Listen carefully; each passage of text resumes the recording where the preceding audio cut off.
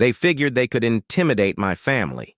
They figured sending 3 bikers onto my land would rattle me. But they had no clue who I was or that they had chosen the wrong woman to provoke.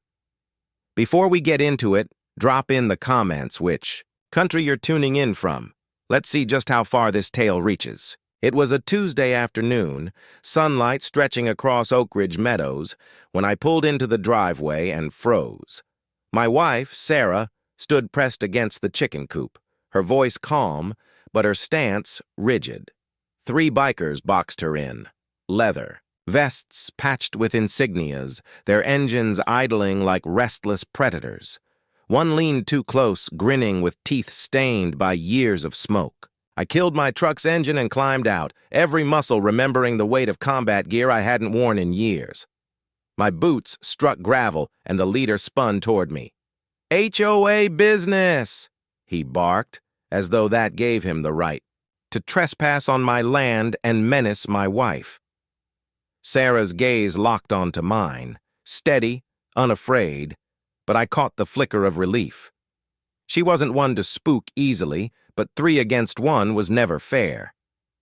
"You've got 30 seconds to explain," I said, voice low and steady, the same tone that once silenced rookies when I trained them. The biker smirked. "President Loretta doesn't like you ignoring notices. Consider this a reminder."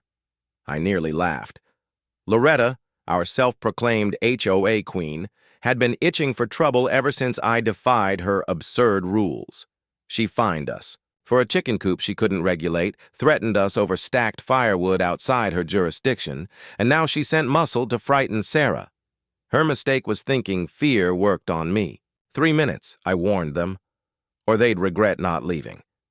The leader sneered, mistaking control for weakness. He cracked his knuckles, stepping closer to Sarah. That was his last mistake. If you're enjoying this HOA showdown, hit like and subscribe, because it only gets better.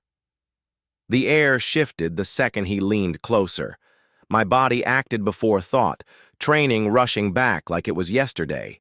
I snatched his wrist mid-motion, twisted, and slammed him into gravel so hard dust clouded the air. His buddies froze, unsure if they'd really seen their leader folded in half by a man holding a coffee mug in his free hand. "Next," I said evenly.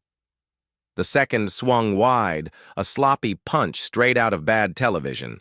I ducked under, hooked his arm, and used his momentum to send him crashing into the chicken coop fence. The hens exploded with feathers and clucks, sounding the alarm. Sarah actually smirked at that one. The third hesitated, revving his engine like intimidation might work where fists had failed. I strolled up, grabbed his handlebars, and yanked.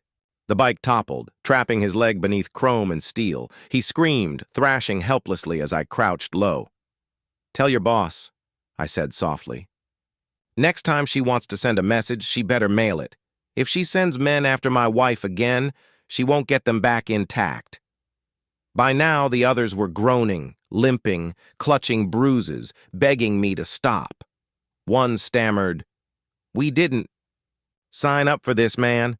We thought it was just a scare job." I let them crawl off, engines sputtering as they tried to salvage their dignity. Sarah stepped to my side, brushing dirt from her jeans. 3 minutes exactly," she said, glancing at her watch. Word spread fast. That evening, HOA President Loretta was at my door, face blotched red, pearl necklace bouncing as she shrieked about assault and damage. But her bikers weren't eager to press charges. They'd been humiliated, and every second was on my security cameras. I played the footage for Loretta, watching her face drain as her scheme unraveled.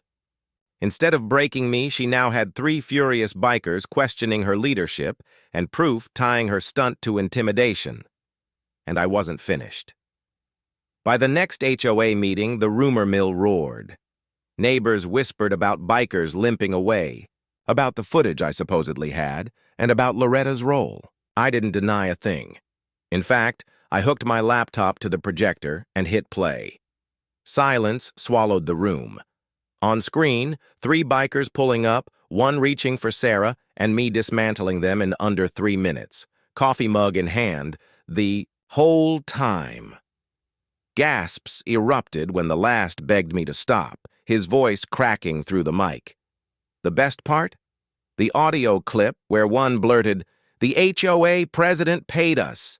Loretta shot from her chair, shrieking, "That's out of context!" But it wasn't. Half the room recorded the screen with their phones. A neighbor stood and read straight from state law. 18 U.S.C.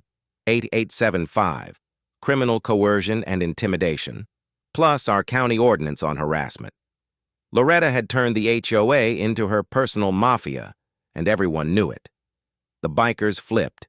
2 went to the sheriff the next day, battered and contrite, trading testimony for lighter charges. They handed over texts, payment receipts, even a note on HOA letterhead promising them money for a scare job. By week's end, Loretta was served. Conspiracy, harassment, misuse of funds. She wailed about community safety as deputies, led her out in cuffs. Sarah and I stood on the porch, my coffee steaming in hand. Patrol cars rolled by, neighbors waved, clapped, and one shouted, "Better send a letter next time." The HOA voted her out unanimously, launching reforms that very night. Transparency, oversight, and a hard ban on illegal enforcement. But the best part? The same bikers who came to threaten us showed up weeks later, not in leather, but in work, shirts, asking if they could help with neighborhood repairs as restitution. Polite, humble, and quieter this time. I just smiled. As long as you never mess with my wife again, we'll get along fine. Some HOA presidents think they rule the block. Loretta thought she commanded an army. She forgot. Some of us fight back harder than she'll ever imagine.